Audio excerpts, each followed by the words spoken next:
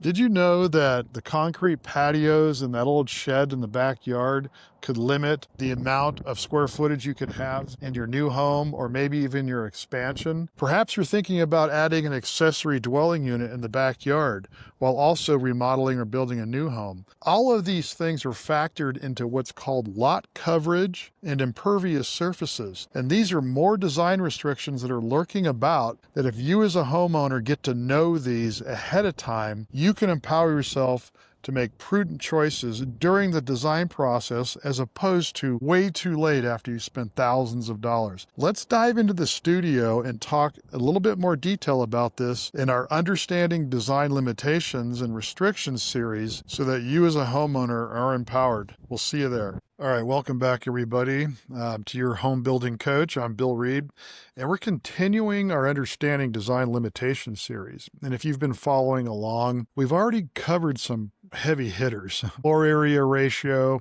setbacks, and easements in episode 35. Each one of these puts a squeeze on what you can do with your property. And today we're tackling two more restrictions that work together to limit your options: lot coverage and impervious coverage. And here's the thing. These can sneak up on you late in the design process when it's expensive to make changes. I've seen homeowners get all the way through design, excited about their new garage or ADU or outdoor living space, only to have the city come back and say, sorry, you've exceeded your lot coverage. That's heartbreaking conversation to have after you've invested thousands in architectural plans. So let's make sure that doesn't happen to you. Let's break down exactly what these restrictions mean and how to navigate them. So let's start with lot coverage because this is the one that catches most homeowners by surprise. Lot coverage is exactly what it sounds like. It's how much of your lot is covered by buildings. But here's where it gets tricky. The definition of buildings is broader than you might think. So the way I want you to be thinking about this is look at an aerial view of your lot and your buildings on top of it. And we're talking about the footprint of buildings. So not necessarily that you're building a 3,000 square foot two-story home, but you're building a building that is maybe 3,000 square feet with 1,000 square feet on the top and 2,000 square feet on the bottom. What really matters is you've got 2,000 square feet of footprint sitting on the land. So your primary residence is the big one that will always consume the amount of square footage. But let's back up for a minute and let's talk about what lot coverage really is.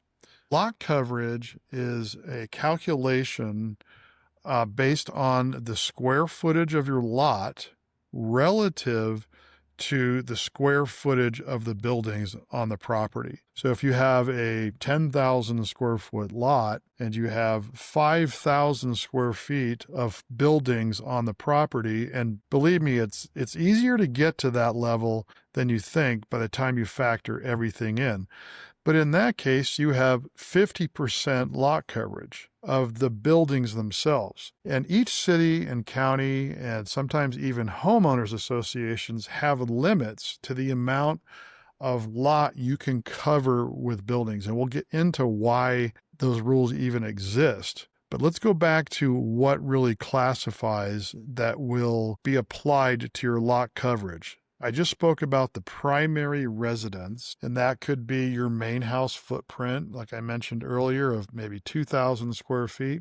You also have to think about attached and detached garages. So you may think you have 2,000 square feet of living area on your first floor, but you really have a bigger footprint than that. And that could be your attached garage, or it could be a detached garage building footprint that's on the property as well. Accessory structures are something that you really have to pay attention to because these are also calculated into lot coverage. So you could have a 2,000 square foot home, a 500 square foot attached garage, and then you could have another shop in the back that's another 1,000 square feet. Or perhaps you want to have an accessory dwelling unit in the back of the property. That counts towards lot coverage. Another thing that counts towards lot coverage are covered patios, porches, and pergolas, anything with a solid roof. Think about things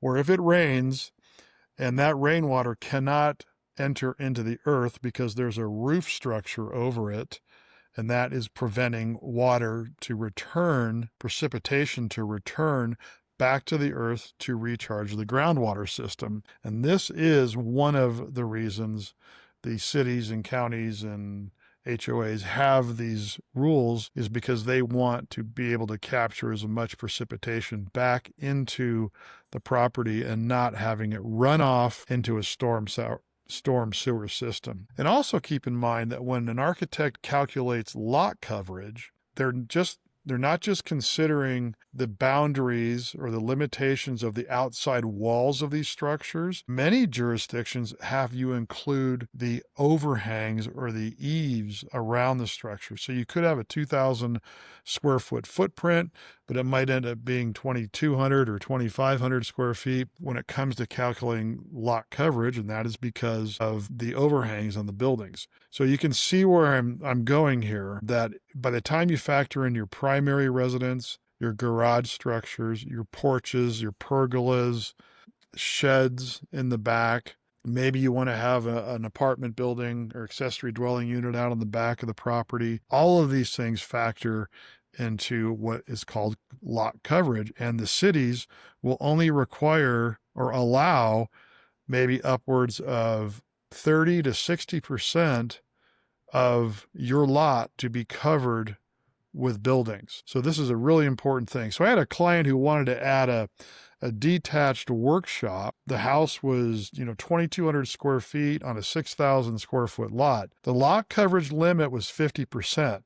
So that's 3,000 square feet that any building can be on the property. Any footprint of a building can be on the property. So the existing garage was 400 square feet. A covered patio was 200 square feet. And then there was an old shed nobody thought about, was another 100 square feet. So that's already 2,900 square feet. So the workshop they wanted was 500 square feet. So you can see where this is going. They were already at the limit before they even started. So let's go through the calculation method one more time. The lot coverage calculation works just like the floor area ratio calculations that we did back in episode 33. And remember, these are really directly related to each other. Both of these are limiting the size of home that you can put on the property. So it's a percentage of your lot size. So your total covered area divided by the lot size equals your lot coverage percentage. Typical limits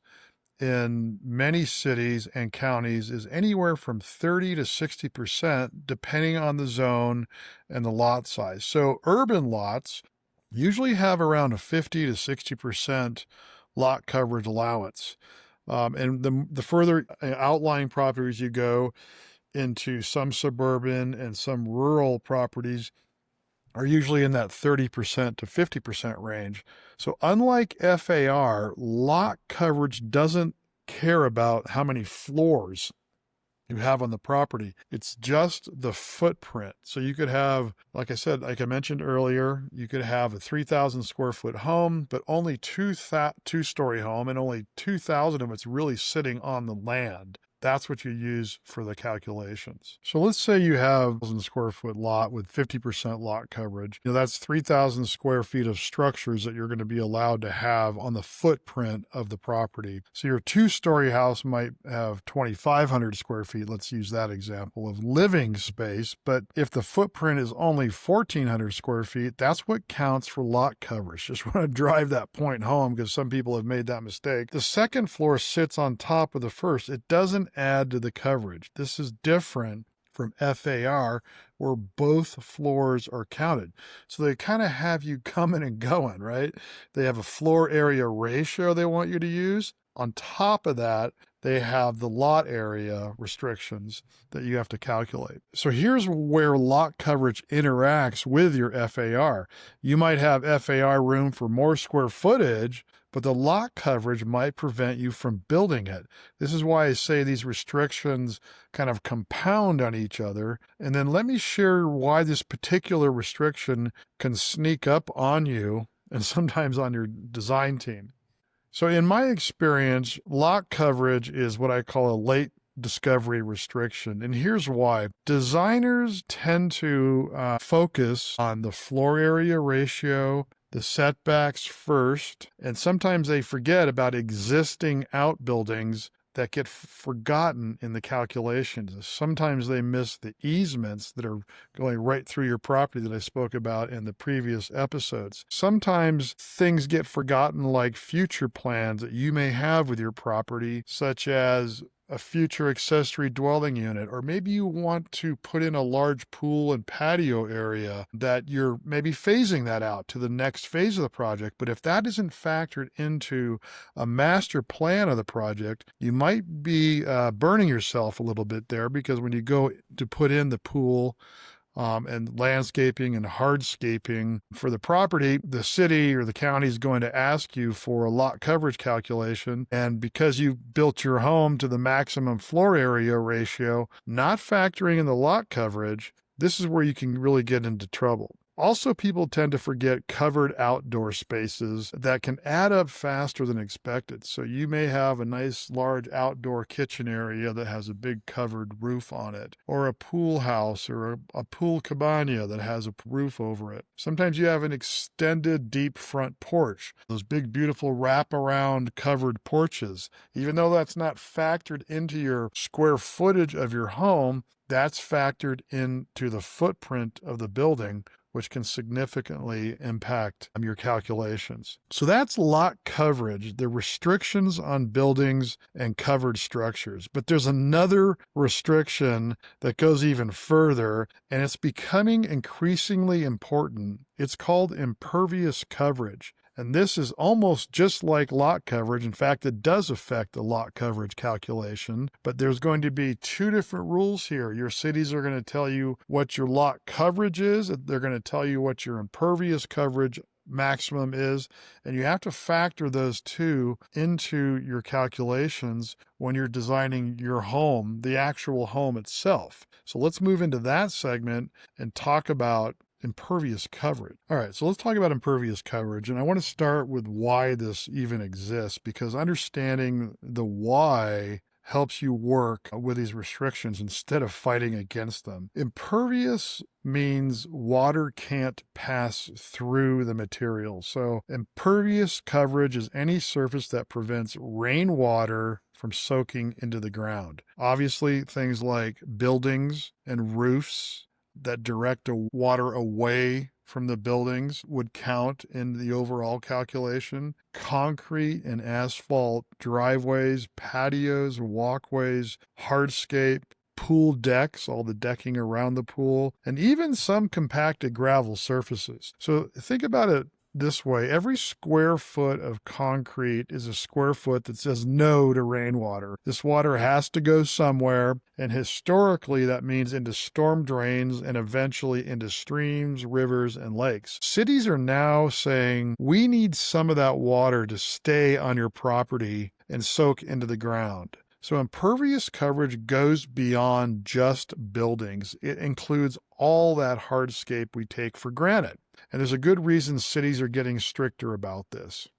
So here's the environmental reality driving these regulations, and understanding this will help you see why these rules are getting stricter and really not looser. Stormwater runoff increases the flooding risk of communities. The municipal storm drain systems become overwhelmed, and groundwater aquifers need recharging. Runoff also carries pollutants like oils and chemicals to waterways. And then climate change equals more intense rain events and even a bigger problem. So I've seen some jurisdictions go from having no impervious limits to requiring as little as 15 to 30% maximum impervious coverage. So that's in addition to the lot coverage calculation. So I did a little bit of research because I wanted to look at other communities that I'm not familiar with, and like Wake County, North Carolina, wherever that is, residential lots are limited to 30% of impervious coverage. Some Massachusetts towns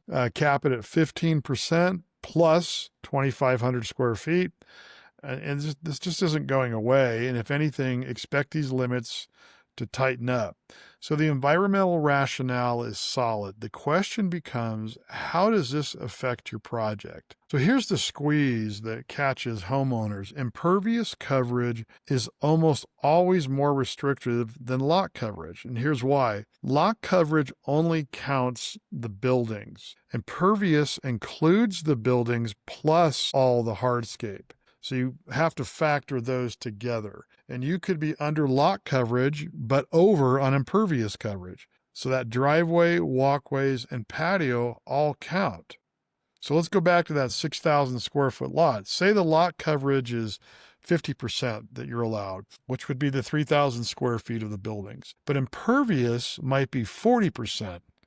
Only 2,400 square feet total. So your 1,400 square foot house footprint of the building, the 400 square foot garage, that's 1,800 square feet. Add a 400 square foot driveway, 200 square feet of walkways, 300 square feet of patio. Now you're at 2,700 square feet, already over the impervious limit, even though you're under the lot coverage. So you need to track both numbers. The good news is there are solutions. There's ways to get, the outdoor living space you want while staying within pervious limits. So you need to track both these numbers simultaneously, along with all the other ones I've talked about in previous episodes that are putting the squeeze on your lot. But the good news is there are solutions, ways to get outdoor living space you want while staying within the impervious limits. So in summary of this segment, impervious coverage includes everything that prevents water absorption. Your buildings, plus all the concrete, the asphalt, and the hardscape. Cities are tightening rules because of stormwater management and groundwater recharge. This restriction compounds with lot coverage because it counts more surfaces, which is why you might be under lot coverage but over the impervious limits. All right, let's stop bitching and moaning about the problem and see if we can come up with some solutions. So here's where I want to try to give you some hope because there are solutions. You don't have to give up that patio or make your driveway smaller or even make your house smaller just so you can have a bigger patio. There are materials and design approaches that can help you stay within the limits while still getting that outdoor living space you want. The construction industry has developed materials specifically designed to let water through, and these are called pervious or permeable surfaces, and they can really be game changers. There are products that are pervious concrete and asphalt that has tiny voids that let water pass through. So if push comes to shove, you can actually have your civil engineer or your architect or your landscape contractor research that with you and propose some different concrete and asphalt products for your upcoming project. Another one is interlocking pavers with gaps for drainage is one idea. There's also interlocking pavers that are designed to be permeable. Now, you'll have to look closely at those because I don't know if they're as attractive as regular interlocking pavers.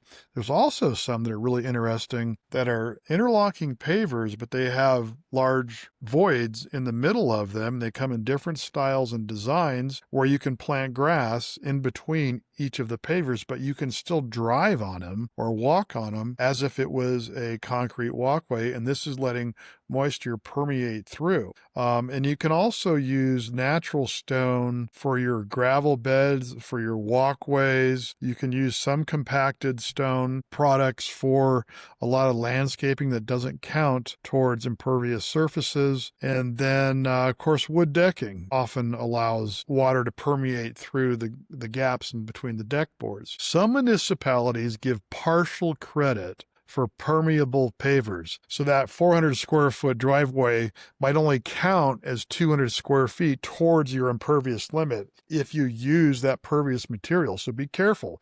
You don't get full credit just because you're using an impervious material. You have to check with your county or your city and make sure that that is in fact the case. But there's a downside. And that is some of the cost considerations to these elements and these ideas to reduce the impervious coverage. The permeable pavers can definitely be more than regular pavers, sometimes up to 50% more for the materials. Now, the labor isn't really going to be much different, but I would have to say that if you're designing a permeable paver driveway, let's say, for example, the substrate that does go below that is different than if you were just putting in a conventional paver system for a driveway.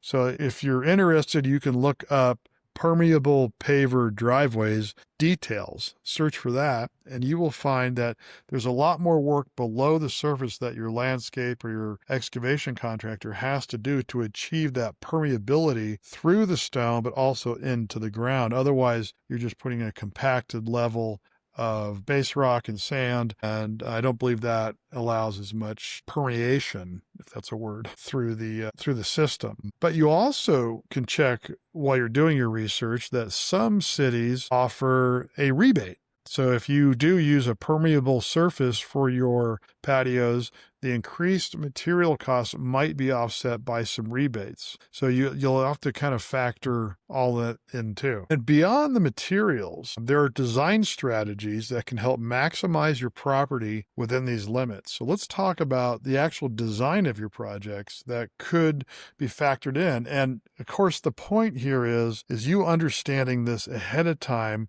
could directly influence the size and shape and locations of buildings on your property. So here's one: build up instead of out. So remember, the second story on a two-story home do not count for impervious or lot coverage, frankly. Combine your functions, attach your garages into your structure. So if you have a two-story home and you have the garage attached to the main floor and then the second story above it, you can see that you're maximizing the efficiency of how much your buildings are going to impact, the footprint of your buildings are going to impact the property. Strategic removal of existing impervious buildings or walkways or landscape elements. So when you're factoring that in, you may want to seriously consider removing that big patio so that you can help with your calculations on your overall project. Rain gardens and bioswales as landscape features help with your drainage. And underground stormwater detention. Now, one thing I did not mention is this underground stormwater detention. There are many cities where you have a requirement to put in underground stormwater detention. And what that means is putting in what's called a dissipation pit in the location of your property where all of the roof drainage, the downspouts, and other drainage off of hard surfaces are collected into a large pit. Sometimes they're 4 feet by 4 feet by 6 to 8 feet deep in the ground, filled with gravel and filter fabric and so on. And all of the drainage comes into that location, goes into that dissipation pit, and eventually works its way back into the groundwater system. Now, you're also going to find that some cities will allow you to increase your impervious coverage if you, in fact, commit to putting in a dissipation pit, because you're still collecting all of the water into a drainage system, pipes basically, that tie into this dissipation pit. So be careful, ask that question, because that might be a way to get around the general standard impervious coverage calculations. So just remember, pervious materials like permeable pavers can reduce or eliminate impervious area calculations. They cost more, typically 30 to 50%. But some cities offer rebates to offset those costs. Design strategies like building up instead of out and removing existing impervious surfaces, and also thinking about a dissipation pit, a management system to ask the city if you can increase your pervious coverage if you put that in, or there might be a policy in place. So that is some key elements that we've talked about so far. We've talked about lot coverage. We've talked about impervious coverage. We've talked about a little bit about design solutions that you being aware of in the beginning of your design process can help you design as prudent as possible. So here's your action plan that we try to do at the end of every episode. And this is kind of like your homework if you're thinking about doing a project, if you're thinking about doing a large landscaping project, but someday add on to your home, be thinking about your lot coverage calculations so you don't back yourself into a corner. And then 2 years from now, when you want to expand your home, you can't do that. Or it's the flip side of that. You're planning to expand your home. You're going to maximize your floor area ratio. You're going to maximize your impervious coverage and your lot coverage, but you plan to put in a pool later or large landscaping patios and outdoor kitchens and covered roofs outside, you might be in trouble there if you didn't consider that as a master plan. So let's first do this. Let's contact your planning department. Let's ask specifically about lot coverage and impervious coverage limits for your zoning district. I went online to a random city. I went into the municipal code, and if you remember some of my previous episodes, I talked specifically about municipal codes, and I searched lot coverage. I also searched site coverage. I searched impervious coverage, and up came the policies within the city's municipal code, and you can start to read through that. But contact your planning department, whether it's directly, face-to-face, or begin on the website to learn about some of these really restrictive elements. If you do go visit the county or the city, get it in writing, or at least have them show you in writing where it is, because verbal answers are just not reliable when you're dealing with a planner across the counter. And clarify, ask what counts towards your impervious coverage, towards your building coverage. Get clarity on things like, are extended eaves covered?